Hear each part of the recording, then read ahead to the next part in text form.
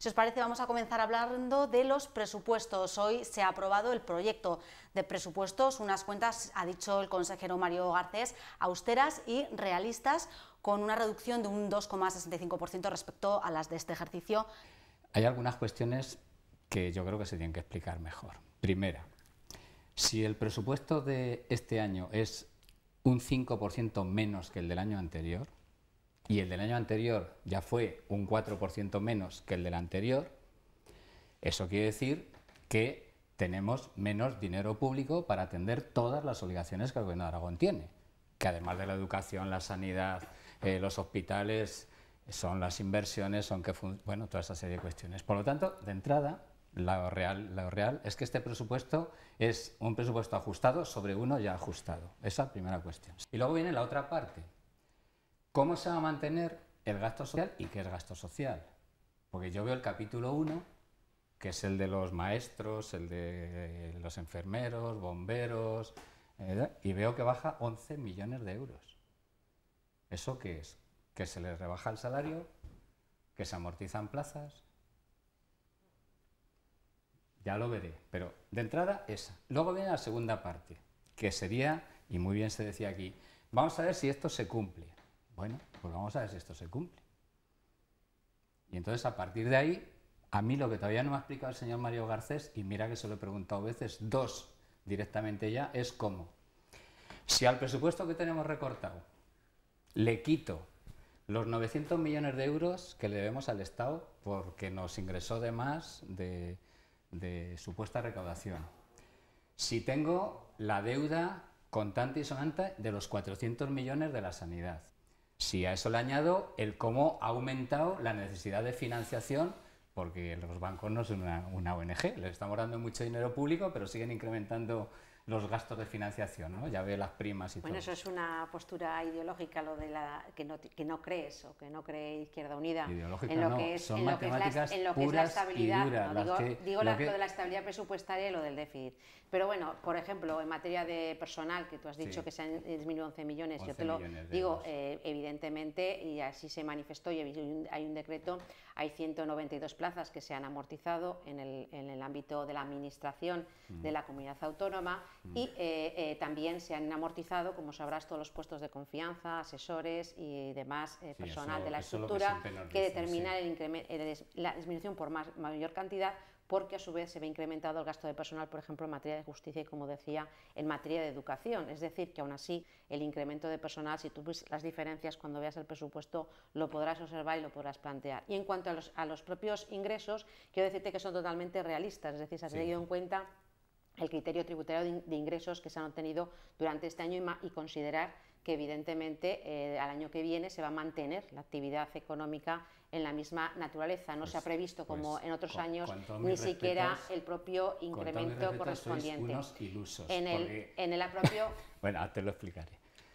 Bueno, pues si tú ya partes del criterio de que esto va evidentemente a mucho peor, nosotros planteamos incentivos de carácter fiscal fundamentalmente a la pequeña y a la mediana empresa. Yo lo que creo es que si el espíritu que impregna los presupuestos es lanzar optimismo, pues bien, está bien. Ya. Pero yo creo que también tiene que haber un nivel de pragmatismo, y la realidad es que en el horizonte próximo de este próximo año, y Ricardo habla también de... Bueno, pues sí que hay un sector que tenía un buen comportamiento a lo largo de, sobre todo los primeros trimestres, ya no en el tercer trimestre, que ha sostenido fundamentalmente la parte de crecimiento exiguo de la economía, ha sido el sector exterior, las exportaciones. Y en el último trimestre ya ha cambiado la tendencia. Y las previsiones para este, vamos a ver los datos, digo penúltimo trimestre, vamos a ver los datos de diciembre. Entonces, si ese sector que venía teniendo un buen comportamiento, y sobre todo en Aragón con una incidencia importante, pues pasa lo que... Y sabemos que en ese sector tiene una incidencia importante el sector de automoción. Y hay que conocer cómo está el sector de automoción, porque hay que vender, nosotros vendemos en Europa, y Europa está, Alemania bajando el crecimiento, Italia sin comentarios, Francia apuntando como está apuntando. Va a ser muy difícil. Yo creo que vale y es bueno el decir, oye, hay las patas fundamentales, la educación, la sanidad. Vamos a hacer todos los esfuerzos. Yo creo que ahí eso se ve que está inspirado en los presupuestos, pero seamos pragmáticos. Seguimos con el mantra del empleo, continuamente, el empleo, el empleo, el empleo. Me parece fantástico que sigamos hablando de la vaca y de cómo ordeñamos la vaca y que no hablemos del pasto de la vaca. Si la vaca no tiene pasto, no va a haber leche para nadie. Entonces son los impuestos. La mejor, no, sí. Adolfo, no. La mejor política de empleo es apoyar, lo apuntaba Salvador, la internacionalización de las empresas, apoyar a la pyme, esas son las mejores, y apoyar al emprendedor. Son las mejores políticas de empleo, no descuentos determinados, subvenciones. Esas son las mejores políticas de empleo.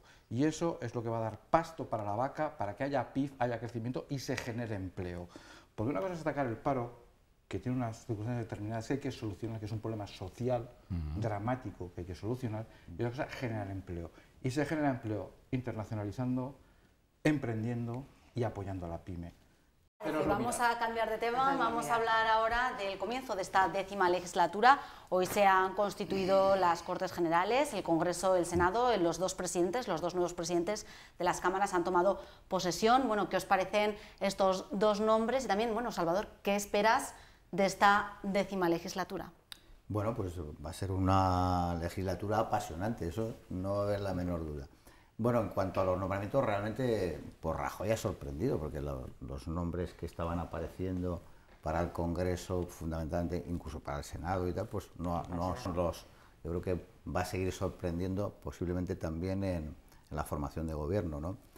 Pero bueno, yo he escuchado hoy en algún informativo de mediodía las palabras del nuevo presidente del Congreso, en el que hablaba de que era necesario pues no abusar de la aritmética parlamentaria, en cuanto a que sí que tiene una mayoría importante, y que dada la situación, pues más que nunca va a ser necesario aglutinar y apoyar todas las fuerzas políticas. Bueno, pues evidentemente ilusión.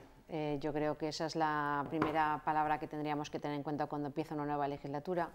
Y evidentemente con dos retos fundamentales, aquí ya se ha dicho, uno es la creación de empleo y la activación económica, 5 millones de parados en España, 100.000 en Aragón, es el principal objetivo que tiene que tener cualquier diputado de cualquier formación política y donde esté cualquier político.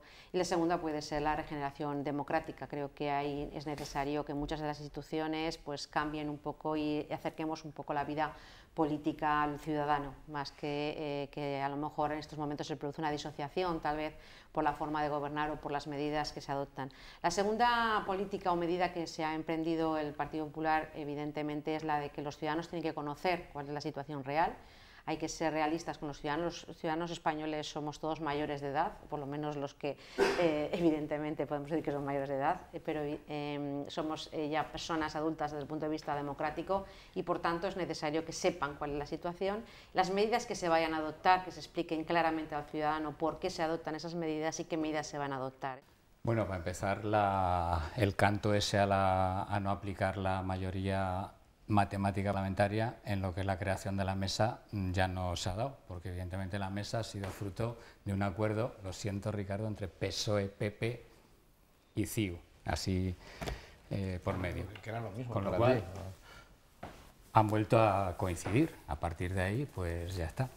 Entonces ya no se ha podido dar ese consenso. El órgano de gobierno del Congreso y del Senado tiene mayoría total y absoluta del Partido Popular. Por lo tanto, ni siquiera ahí se ha dado posibilidad a esa participación y en el caso concreto de la izquierda plural, a pesar de que es la tercera fuerza política en votos de este país y gracias a esa maravillosa ley electoral para el PP y para el PSOE, otra vez para el PP y para el PSOE, pues la cuarta fuerza política en escaños, aunque somos la tercera fuerza política en voto. Ricardo.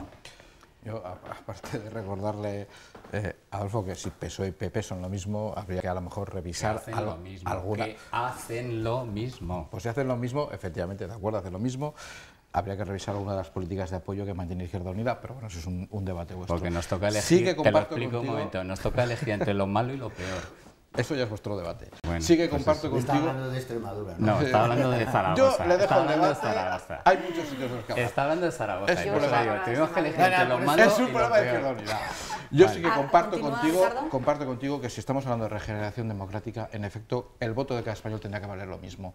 Pueden establecerse unos ciertos porcentajes para que no se fragmente el Parlamento hasta el infinito, pero cada voto de cada español debería valer lo mismo. Y no puede ser que según comunidades no valgan lo mismo y si hay que cambiar la ley o hay que cambiar la representación, pero debería ser una representación más justa y eso es una cuestión de regeneración democrática que creo que es importante abordar.